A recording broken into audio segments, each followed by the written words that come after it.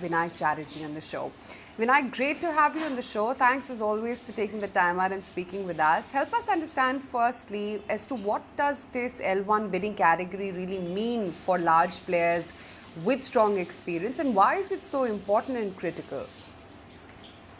So, what you have to understand is, what does L1 mean for your general viewer? L1 means somebody who has quoted the lowest cost in a project, or in a revenue share contract or something else, quoted the highest price. It is popularly referred to as L1, means the person who has quoted lowest, and governments all over the world prefer it because it is non-controversial, and you get a bang for the buck on the exchequer by saying the government has bought a commodity or a project at the lowest price. Now, over the decades, this L1 has been severely criticized, and I don't want to get into details, everybody knows about it. So, what the government has done is that it has issued on 29th October uh, it's called a notification called General Instructions on Procurement and Project Management. Now, it talks about many things which I'd like to share with you, but one of the items that's gaining a lot of attention is the dismantling of L1 as the only bidding criteria which was allowed in central and state government and PSU public procurement. Now, it wasn't the only, because there is another format called QCBS, which is quality and cost-based system, which gives a weightage to the financial quote, and it gives a weightage to the competence and the qualifications of the bidder. So that the qualifications and competence is called a technical score, and the financial score is obviously the price. And a weighted average of this is called QCBS. Now, QCBS has traditionally been allowed in India. It's not something new. It has been allowed in India by projects which are being funded by the World Bank or similar bilaterals and multilaterals. It has been allowed in specific cases where specific approval has been taken for a project of some complexity where QCBS is allowed. But this is the first time that and it has been allowed generally for consultancies. For example, if you bid for an engineering consultancy with NHI, people are familiar, or with any other similar institution, people are familiar with QCBS as a standard tool. However, it was not allowed generally. With this announcement, QCBS has been allowed as a general format for procurement, subject to two things. One, that the project is a non-standard project. In bureaucratic jargon, it is called project of quality, POQ. So as long as a competent authority says that this is a project of quality, let's say it is an airport, or it is a very specific project which is a trade fair grounds or something else. If it is a competent authority designates this as a POQ, project of quality, then you are allowed to go for the QCBS format, which is the mix of quality, technical and financial scores. Or across the board, you are allowed to go even for works contracts and supplies if the value of the order, non-consultancy, is less than 10 crores. So to summarize the L1 business, it was anyway allowed for consultancies and for multilateral projects and for specific projects with specific permissions. This notification now allows it across the board, subject to the two conditions that I have said. So that's a very, very major reform to my mind, because Indian businessmen have been complaining about this L1 fixation for decades.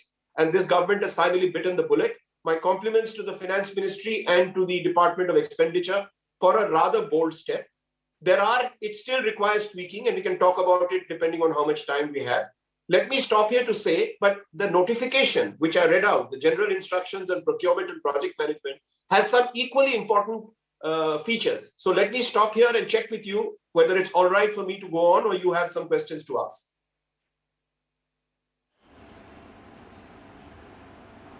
No, I exactly wanted to take a follow-up from what you just highlighted as to what more tweaks can be made, Vinayak. Okay, on the L1 business, Indian firms who have been bidding for consultancies and for World Bank projects have been used to a format of 80-20, which means an 80% quote, 80% weightage to technical scores and a 20% for financial. Whereas this guideline says that the maximum allowable limit for a technical score is 30%. This shows certain degree of apprehension and hesitation in, shall we say, going up to 80%, although Indian industry is used to it. So I would flag that as something that requires watching in the years ahead, to say, as confidence builds up in this system, that 30% can clearly be taken up to 70-80% by empowered authorities. That is really the tweak. And I think the limit of 10 crores is too small in today's context for projects which are not fitting into the project of quality business. 10 crores is neither here nor there in public procurement today. I personally think that a beginning could have been made with about 100 crores, any projects up to 100 crores. But I am sure now that the broad structure is in place, these tweaks can be made in the months, quarters, and years ahead. These are the two tweaks on this particular aspect. But may I go ahead to what I think is really a point which would bring cheer to Indian business, the stock markets, and Indian industries participating in government contracts and tenders. May I go ahead?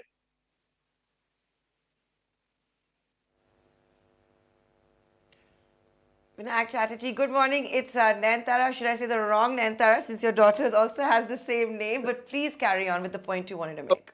I think the most important point is that, Nayantara, for years now, we have been shouting about delayed payments to governments. And this general notification takes a very, very hard view of delayed payments. Let me read out what it says.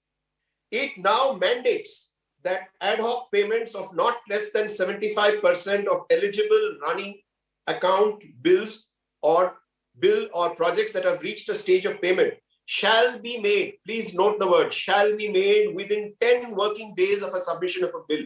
Now, if this is not a big reform from the government, then I wonder what it is. It now mandates every central, state government and PSU to release payments within 10 working days of the submission of a bill.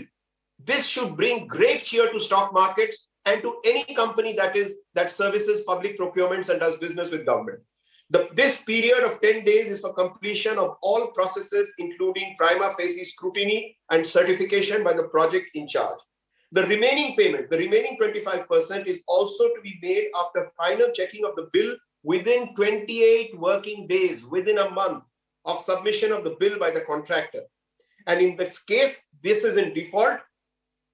For whatever reason, if you require more time, then with proper authority from higher ups, the final bill to the contractor has to be paid within 3 months, the final bill, within 3 months of the contract closing.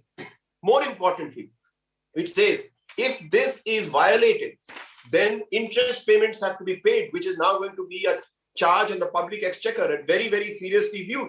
And all such bills submitted and payments made have to be online and be available to the private sector contractor for tracking where his payments are. Let me stop here to say that of all the major reforms that we've been discussing on the channel for so many months, if you ask me, this one hits the nail on the head.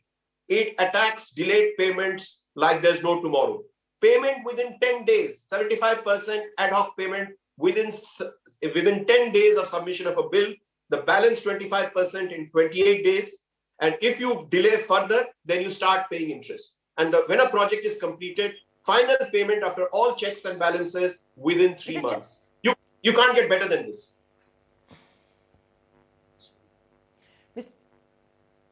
So, Mr. Chatterjee, you're saying it can't get better than this. They've hit the nail on the head, should tackle the problem of delayed payments head on. The other problem that we talk about, now we all know the government is also the biggest litigator. We also know how government arms, whether to each other or to vendors or to private contractors, we see payment delays also being the other way around. Will this be taken care of? The dispute resolution will have any impact on that? Because so much is held up on that. Now, I have to compliment you for raising probably the next most important question. So, Nayantara, it shows your deep understanding of the infrastructure business. Okay. Now, the general rules now go on to discuss arbitration. And it notes very, very regretfully about the very serious negative image the government has in routinely challenging awards that go against the government. And it says very clearly that henceforth, if there is a decision against government or public sector enterprises, the decision to appeal should not be taken in a routine manner, but by a special board or committee that applies its mind and sets up to review the case before an appeal is filed in the court.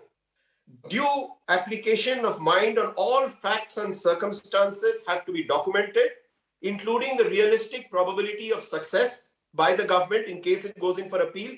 And all of these can't be the handiwork of one individual. It has to be a considered opinion of an empowered committee. Now, and it recognizes that the bulk of the appeals in the past against arbitrations lost by the government have ended up with the private sector winning it. So it actually recognizes ground realities. And I am so happy that the government recognizes this and it says enough of this business of routinely appealing on any arbitration that has gone wrong. You shall not do it unless there is a reasoned argument by an empowered committee and board. This again, I think I would laud the government for hitting the second nail on the head. Over to you, Nandara.